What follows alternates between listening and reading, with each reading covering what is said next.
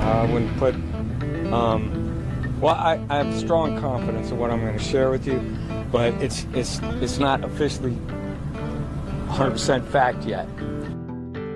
That is the whole purpose of this YouTube channel. It's AQP, DMMS, and getting the message out here on how you can prevent the general aviation fatal accident. It's what we're trying to do.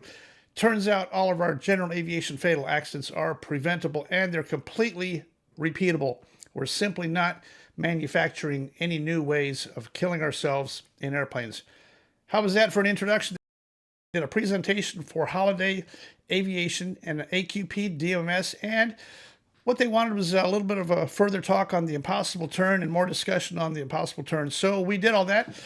My guest pilot to fly me down there was my friend Jason in his 182. And Jason is a guy I met almost 2 years ago when I gave him his very first AQP flight review. It's been almost 2 years since I've been in that airplane, but I shot this little bit of video this morning on our way back from Jacksonville back up to Atlanta. Let's listen to Jason tell you what he thinks about AQP and specifically his DMMS and VREF markings inside of his airplane. All right, so I'm flying with Dan Grider and Dylan Grider. We're on our way back to Hampton, just coming from an event in Jacksonville over yesterday. Talked about DMMS, and DMMS is right here on my airspeed. I don't know what my DMMS off the top of my head. I guess it's 65. But I don't have to remember the number because it's marked and I have my VREF right here. And those are the lines that I use every time that I'm in the pattern or low to the ground where the risk of being slow is available to me.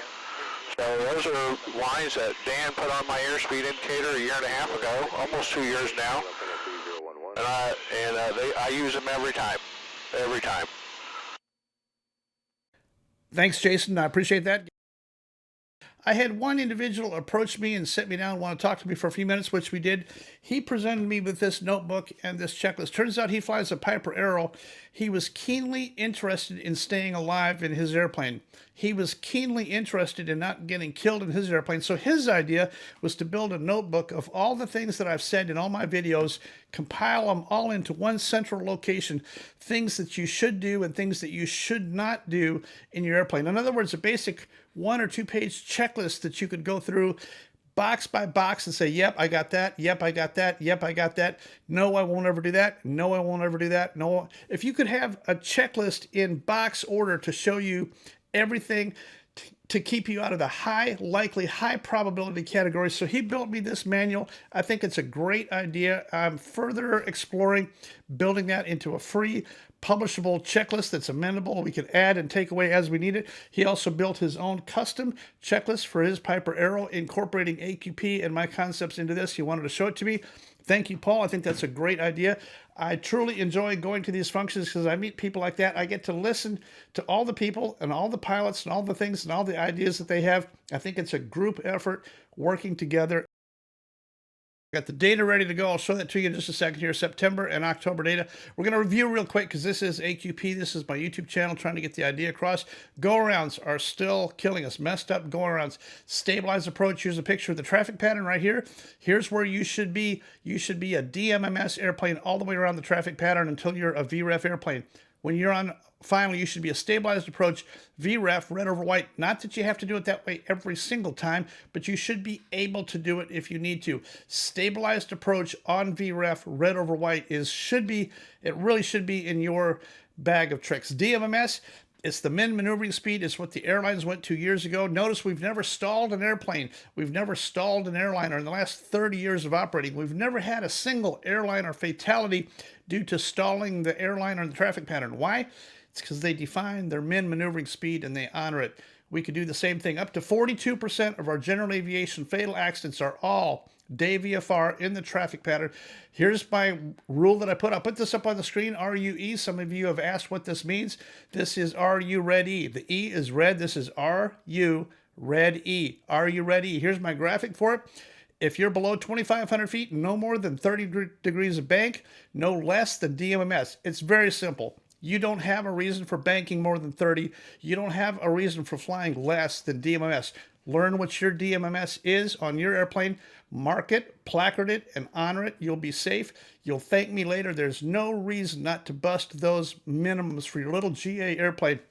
42% of our general aviation fatal accidents are day VFR, and the traffic pattern simply loss of speed awareness. Isn't that crazy? All right, let's get on to the accident data. Here's September. I'll put it up on the screen here for you right now. September data. I got a couple things I'm going to review here.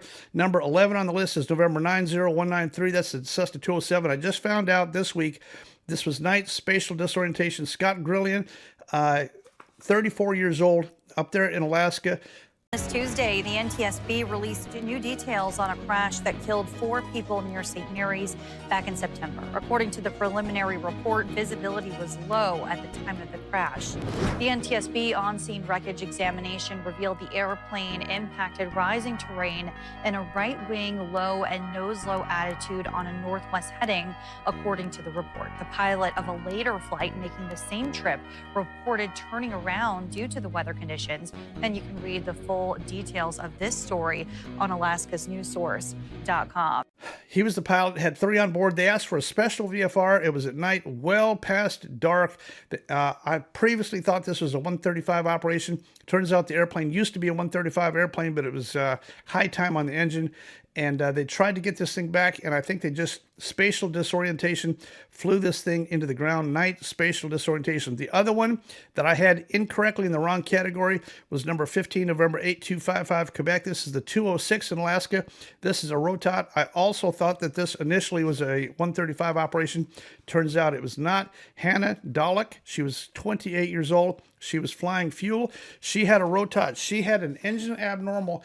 After takeoff, she attempted to return to the airport, and she lost speed awareness, probably very, very heavy, lost lift in the turn, maybe uncoordinated. Who knows what truly actually happened? All they know is that it did stall, it hit nose down, and she was killed instantly. This is a rotot. This is a reduction of thrust after takeoff, an attempt to turn around. She had ample space, straight ahead, wings level. If she'd gone straight ahead, wings level, full flaps, she would be alive today. Inconvenient? Yes. Making it back to the airport is really nice. If you can make it back to that runway, you're going to save a lot of paperwork and headlines in the papers. But being able to open the door and step out is also critically important. So that's the 2 in September. And now let's take a look at the month of October. This is October of 2024. The other one I want to update here is number 6 on the list, November 4337 Charlie. That's the Aronica in Texas. That was a water impact. Somehow, Steve Spence, age 60, it happened out there. The other one just before that, number 3, is November 4631 uniform. This is Cessna 180 up in Alaska. I previously thought that this was a gear down amphibious landing, inadvertently with the gear down. Paul Spiro, age 70. Turns out his wife survived. In the last week, she's given her statement. This is a float plane, not an amphib. And what they did was they took off and got pushed to the side by what she said was a gust of wind, pushed him into the trees. The right wing hit a tree, and the airplane ended up in the water, ended up inverted in the water. They could not get Paul out.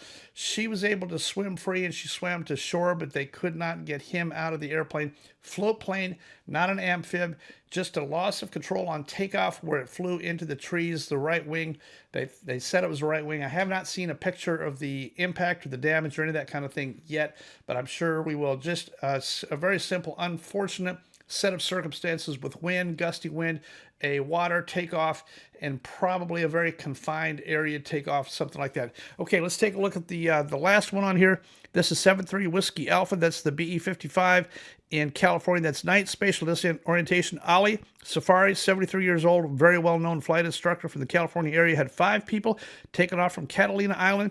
I think just simple night spatial disorientation. Flew this thing right into the ground after takeoff. Very difficult circumstances to lift off from this dark runway at night over the water. Lost track of, is the airplane climbing or not? Remember, when you take off, you're on instruments instantly. Everything is black. You got to transition to instruments. Keep that nose up and don't even think about looking outside. That's night spatial disorientation or unintentional IMC after takeoff. One of the two. He unintentionally thought he was VMC when truly, as soon as you lift off, everything's black. In essence, you are IMC at that point, and that's what happened. That's the month of October. That brings our totals to 142 for the year 2023 as of today. On October 13th, 1 year ago, we had consumed 286 days so far for the year. Today, we've consumed 287 days. That's because we've had leap year in the year 2024. Our accidents as of today are 129 compared to 1 year ago today, 142. So we're 13 less. And here's our fatal accident rate per month, 15.101 fatals per month in 2023. As of October 13, 2023, 13.709 fatals per month as of today, 2024. Now that's prorated right down to the day, but remember 2024 isn't over. What's our goal? Well, theoretically, our goal was to beat 13. It's going to be tough to do that. We went the month of September with our update now. We went the month of September with 18 fatals in the month of September. The other accident that I'm going to put on the screen here is the King Air. You've all heard about it. This is I failed to mention this, number 46077 X-ray out in California. That's pilot incapacitation. The pilot was Elliot Alper, 78 years old. Apparently had a heart attack in flight. His wife landed the airplane successfully. She's fine. He did eventually die, so this gets marked down as a fatal, although there's nothing really wrong with the weather or the airplane or anything like that. Very, very good job on the part of her. I think she was a very, very experienced right-seater, had a lot of time traveling in this airplane, was very, very familiar, always sat in the right seat. So she had a leg up on flying the airplane, and they were able to give her the instructions to get the gear down, land us on the runway, and no damage to the airplane. Good job to Mrs. Very, very sorry for the loss of Elliot and this in-flight incapacitation. That's it for tonight.